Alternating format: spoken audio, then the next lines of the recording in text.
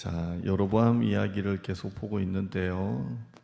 지난번에 했던 거 5시간을 했는데 9절만 좀 보면서 설명 좀 확 이렇게 빨리 하죠. 자, 27절 12장.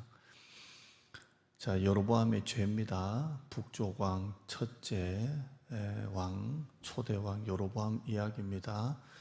여로보암이 걱정을 합니다. 무슨 걱정을 하냐면 만일 이 백성이 예루살렘에 있는 여호와의 성전에 제사를 드리고자 하여 올라가면 이 백성의 마음이 유다 왕된 그들의 주 르호보암에게로 돌아가서 나를 죽이고 유다의 왕 르호보암에게로 돌아가리로다 하고 이렇게 되어 있어요.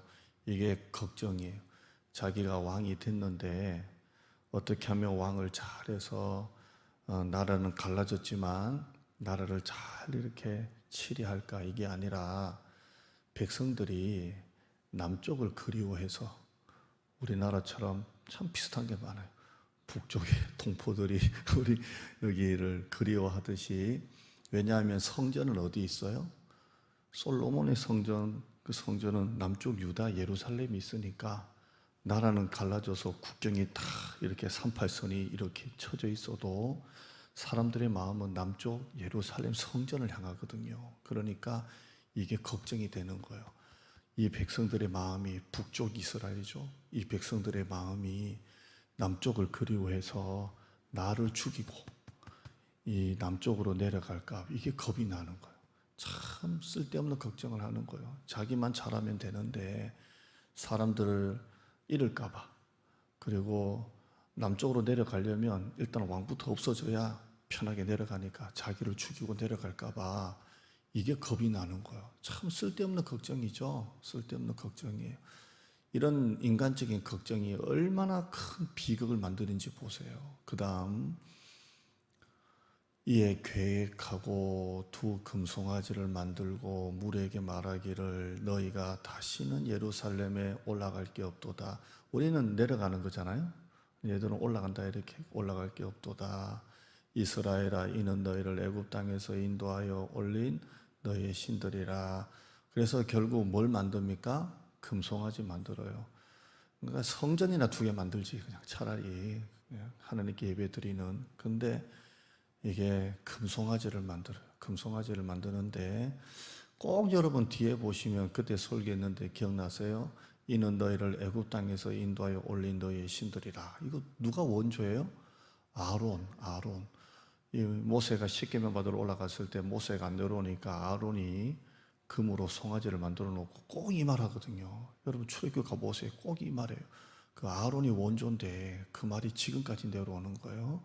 자, 그런데 이 금송아지를 2개를 만들어요. 1개 가지고는 좀 불안한 거예요. 그래서 2개나 만들어 놓고 하나는 베델, 하나는 단, 뒤에 9절 나오는데 만들어 놓죠.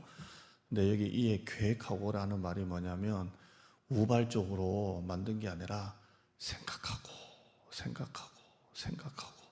참모들 모아놓고 대책회의를 만들어 봐라. 그래서 오랫동안 아주 심사숙고해서 만들어낸 게 요거예요. 고작 인간의 죄가 얼마나 악하다는 거예요. 우리 노아 시대 보면 하나님이 물로 다 심판할 때 인간의 모든 생각이 다 악하다 그랬거든요. 그러니까 인간이 그 악한 생각에서 이런 계획이 나오는 거예요. 참 이게 어리석은 인간이죠. 그 다음요. 그래서 2개 두죠. 하나는 베델, 하나는 단에 둬서 언제든지 금송아지 갈 수 있도록 그렇게 했고요. 다음, 이 일이 죄가 되었다. 그 여로보암의 그 일이 죄가 되는 거예요. 자기는 아무리 계획하고 만들었지만 하나님 보시기에는 뭐라고요? 죄가 되는 거예요. 죄가 되고, 그 다음 그가 또 산당들을 짓고 레위 자손이 아닌 보통 백성으로 제사장을 삼고, 원래 제사장은 누구 지파만 돼요? 레위 지파만 되는데 보통 백성도 다 제사장 그냥 삼고, 그 다음 8째 달 곧 달 15째 날로 절기를 정하여 비슷하게 절기를 북쪽에도 하나 만들어 놓고 그가 만든 송아지에게 제사를 드리고 제가 만든 지은 데가 여로보암이 만든 여로보암이 지은 이렇게 되어 있어요. 자기가 하나님이에요. 자기가 만들어 놓고 제사장을 자기가 마음대로 뽑고 자기가 하나님이에요. 인본주의가 뭐예요? 자기가 하나님이에요. 자기 마음대로. 자기 마음대로 그냥 절기 만들고 자기 마음대로 산당 짓고 자기가 하나님이에요. 자기가 신이에요. 그 다음요 나오죠. 그가 자기 마음대로. 인본주의는 자기 마음대로예요. 불순종이 뭐예요? 자기 마음대로예요. 자기 마음대로. 그 다음요 없어요? 자기 마음대로 그렇게 합니다. 자, 이게 인본주의 끝판왕입니다. 자, 여로보암이 이런 죄를 저질렀고요. 또 그 다음에 봤던 내용이 뭡니까? 뜬금없이 선지자가 하나 나오죠. 이 선지자는 이름이 기록이 안 돼 있으니까 제가 무명의 선지자라고 하는데, 이 악한 여로보암이 베델에서 분향을 하고 있는데, 이제 13장 넘어왔죠. 베델에서 분향을 하고 있는데 무명의 선지자가 갑자기 딱 등장을 해가지고 저주를 하죠. 그러니까 왕이 그 저주의 말을 듣고 회개를 해야 되는데 어떻게 했다고요? 저놈 잡아라 했다가 그 다음에 어떻게 돼요? 손이 딱 말라가지고 근육이 마르고 피가 말라가지고 꼼짝도 못 하잖아요. 그러니까 또 뭐라고 말해요? 저놈 잡아라 그랬다가 저놈한테 제발 기도해서 이 손 좀 원래대로 성하게 해달라 그러죠. 그래서 무명의 선지자가 또 손을 놓고 기도하니까 손이 어떻게 돼요? 다시 원래대로 되죠. 그러니까 여로보암이 너무 좋아가지고 어떻게 합니까? 우리 집에 가서 떡도 먹고 물도 마시고 쉬었다 가라 이렇게 합니다. 얼마나 달콤해요. 피곤하잖아요. 그런데 무명의 선지자가 뭐라고 말하죠?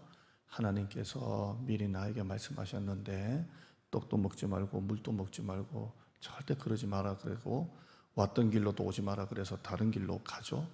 그렇게 첫 번째 유혹은 피했어요. 그런데 이 이야기를 들었던 이 젊은 애들이 자기 아버지한테 쫓아가죠. 그 아버지는 여기 이름이 안 나오는데 뭐라고 나오죠? 늙은 선지자라고 나와요.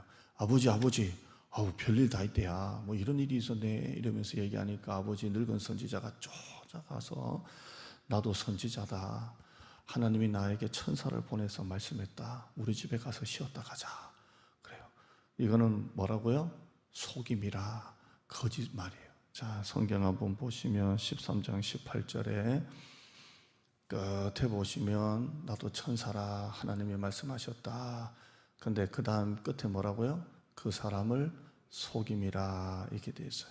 지금 이 시대는 오늘 새벽 설교 들으신 분 알겠지만 때리고 굶기고 가두는 시대가 아니라 속이는 시대, 미혹의 시대.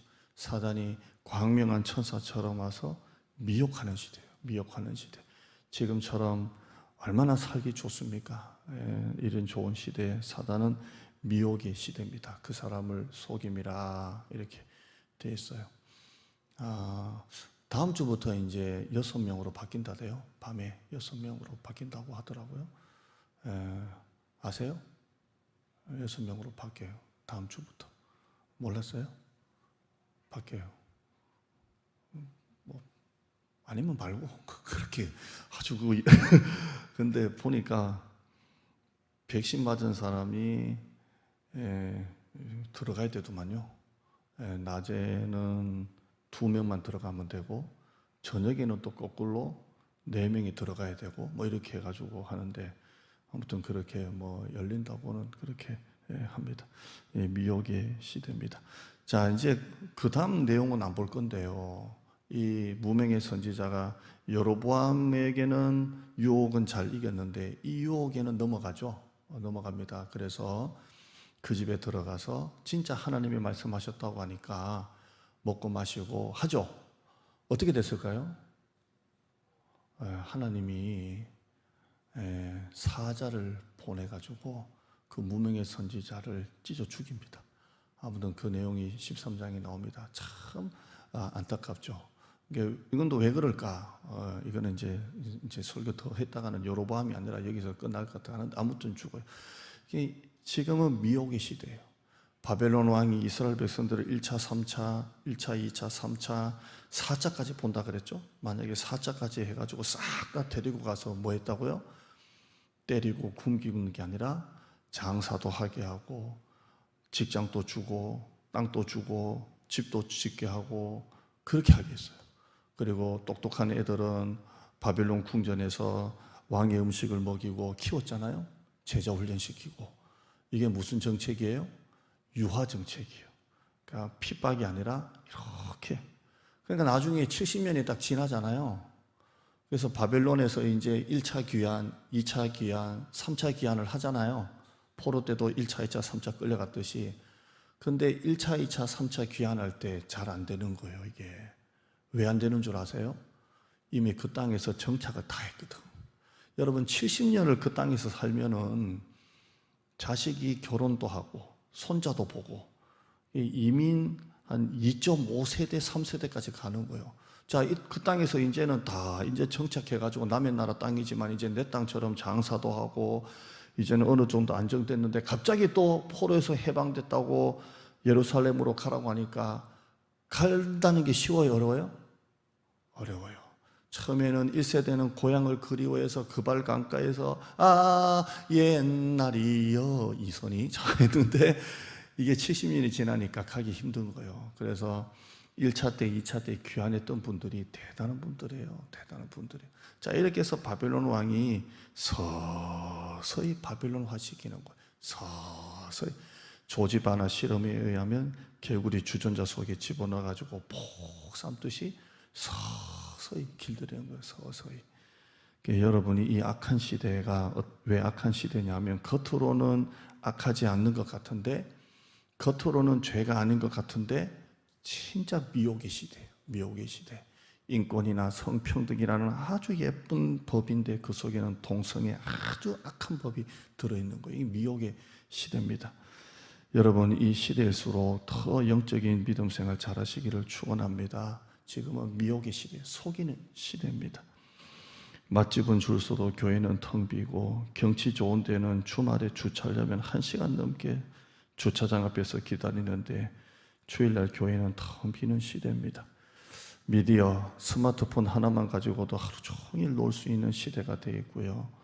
폭등하는 집값, 부동산, 물가, 전세값, 화폐 가치는 떨어지고 그 사람들은 저금 안 하고 젊은 사람들이 부동산, 주식, 비트코인, 가상화폐 여기에 젊은 애들이 막 목을 메고 있습니다. 제가 유튜브 보니까 어떤 유튜버 많더라고요. 하나 보면 유튜버는 이 알고리가 있어가지고 쭉 막 뜨잖아요. 이게 정부에서 주는 혜택을 기가 막히게 이렇게 신청해 주잖아요. 1년에 몇 천만 원 벌었다라는 유튜버들이 엄청 많더만요. 그래서 보니까 참 신기하다. 얘는 이게 직업이에요. 그것만 딱 보고 있다가 정부에서 주는 거 지원해가지고 1년에 2천만 원 받았다. 뭐 그런 게 있더만요. 이걸 한 몇 개 보고 나니까 그다음부터는 뭐 그런 유튜브만 쫙 떠가지고 나는 이렇게 해서 얼마 받았다. 이렇게 해서 얼마 받았다. 이렇게 해서 얼마 받았다. 여러분 젊은 애들 대학교 졸업하고 2년 동안 아무 일도 안 하면 50만 원 6개월 주는 거 아세요? 이런 게 얼마나 많은지 몰라요. 얼마나. 와, 참 대단하다 우리나라. 그러니까 애들이 일은 안 하고 전부 다 이런데 이게 있는 것입니다. 자, 이제 여로보암 이야기하죠. 이런 속이는 시대 가운데 무명의 선지자는 이제 끝났고요. 이제 여로보암이 손이 말랐다가 다시 펴졌다가 그랬잖아요. 오늘 본문에. 그러면 이제 여로보암이 정신 좀 차렸을까요? 아, 이건 아니었구나. 내가 잘못했구나 해야 되는데 오늘 이 얘기요. 33절에요. 시작. 여로보암이 이 일 후에도 그의 악한 길에서 떠나 돌이키지 아니하고 다시 일반 백성을 산당의 제사장으로 삼되 누구든지 자원하면 그 사람을 산당의 제사장으로 삼았으므로. 아까 읽었던 말씀은 뭐라고 돼 있어요? 보통 사람이라고. 이번에는 뭐라고요? 일반 사람. 같은 말이죠. 원래 제사장은 자원제가 아니죠. 내가 제사장 하고 싶습니다라고 지원한다고 되는 게 아니잖아요. 제사장은 자원제가 아니라 세습제예요. 세습제. 우리는 목회 세습 그러면 막 김정일 생각하고 막 그러는데 이 제사장은 세습이에요. 레위 지파 부모 그대로 이 세습하는 거예요. 근데 자원제로 바꾸는 거예요. 그래서 세금으로 제사장을 그냥 계속 하는 겁니다. 여전히 자기 마음대로입니다. 근데 문제는 이거죠. 33절 다시 보시면 이 일 후에도, 이 일 후가 뭡니까? 앞에 나갔던 손이 말랐다가 펴졌다가는 이 일 후에도 그의 악한 길에서 떠나 돌이키지 아니하고 라고 되어 있습니다. 이런 일을 겪었는데도 불구하고 그는 회개하지 아니하고 여전히 옛날과 같은 방식으로 합니다. 성경은 여기에 참 기가 막히게 딱 떨어지는 말씀이 있어요. 오늘 설교 제목이에요. 베드로전서 2장 22절 말씀 보면 어떻게 이런 말씀이 딱 떨어지나 몰라요. 여로보암 이야기뿐만 아니라 우리의 이야기지만 읽어봅니다. 시작. 참된 속담에 이르기를 개가 그 토하였던 것에 돌아가고 돼지가 씻었다가 더러운 구덩이에 도로 누웠다 하는 말이 그들에게 응하여. 참 기가 막히죠. 무슨 말이냐면 개가 막 개밥을 먹다가 이게 막 꽉 하고 개가 토했는데 그 토한 데다가 다시 개가 그냥 뒹굴고 다시 돌아가고, 돼지가 깨끗하게 주인이 씻겨놨더니만 다시 더러운 구덩이에 도로 눕는다 이 말입니다. 이게 죄가 떠나질 않는 거예요. 여로보암이 그 말이에요. 그냥 손이 펴졌다 말랐다 하면 나와야 되는데 개가 토했던 곳에 다시 돌아가는 것처럼, 돼지 씻겨놨더니만 다시 그 더러운 곳에 들어가서 눕는 것처럼 그 죄에서 떠나질 않는 거예요. 열왕기하 10장 29절 수요일날 보았지만 이게 예후입니다. 예후. 죄에서는 떠나지 아니하였더라. 여로보암의 죄에서 떠나지 아니하였더라. 일본 속담에 이런 말이 있답니다. 목구멍만 넘어가면 뜨거운 걸 잊는다, 이런 말이 있대요. 일본 속담인데 반일 강점을 내려놓고 한번 따라하시겠습니다. 목구멍만 넘어가면 뜨거운 걸 잊는다. 무슨 말이에요? 자, 뜨거운 걸 목구멍에 확 갑자기 물을 마시거나 음식을 넣으면 어때요? 막 뜨거워가지고 막 그러는데 이 목구멍만 넘어가면 뜨거운 걸 잊어버린다는 거예요. 이 속담하고 똑같은 거예요. 개가 토했던 곳에 다시 돌아가고 돼지가 씻겨놨더니만 다시 더러운 구덩이에 눕는 것처럼 목구멍에 넘어갈 때는 하는데 넘어가면 잊어버리는 거예요. 여러분, 내가 하나님 앞에 정말 시련과 고난 가운데 하나님을 간절히 찾았다가 지나가고 나면 잊어버린 거예요. 지나가고 나면 잊어버린다는 겁니다. 이게 죄의 얼마나 무서운 말입니까? 누가 생각납니까? 애굽왕 바로입니다. 재앙이 내릴 때마다 회개하고 가라고 했다가 재앙이 없어지면 개가 토한 곳에 다시 돌아가고 돼지가 다시 구덩이에 들어가 눕듯이 두들겨 맞을 때는 회개하고 좀 지나가면 또 회개 안 하고, 꼭 바로 왕입니다. 한번 잠깐 볼까요? 출애굽기 9장 27절에 바로가 사람을 보내어 모세 아론을 불러요 그들에게 이르되 이번은 내가 범죄하였노라. 따라하실까요? 이번은 내가 범죄하였노라. 나와 나의 백성은 악하도다. 28절에 여호와께 구하여 이 우레소리와 우박을 그만 그치게 하라. 우박재앙이에요. 여러분, 10가지 재앙 가운데 우박재앙은 몇 가지 재앙이에요? 이제 금요일에 피곤해 죽겠는데 갑자기 질문을 해. 피, 개, 이, 파, 악, 독, 우, 매, 흑, 죽. 피, 개구리, 피, 개, 이, 파리, 악, 독, 우. 그럼 몇 번째예요? 7번째죠. 7번째 재앙 때 내가 범죄했다. 나와 내 백성이 범죄했다 하죠. 그런데 이제 우박이 딱 그치니까 개가 다시 토했던 곳에 돌아가고 돼지가 다시 그 구덩이에 더러운 데 눕는 것처럼 34절 보세요. 바로가 비와 우박과 우레 소리가 그친 것을 보고 다시 범죄하여 마음을 완악하고. 참 인간이 그렇게 약한 거예요. 두들겨 맞을 때는 주여 하다가 지나가고 나면 언제 그랬냐는 듯이 한 번씩 말하면 안 돼.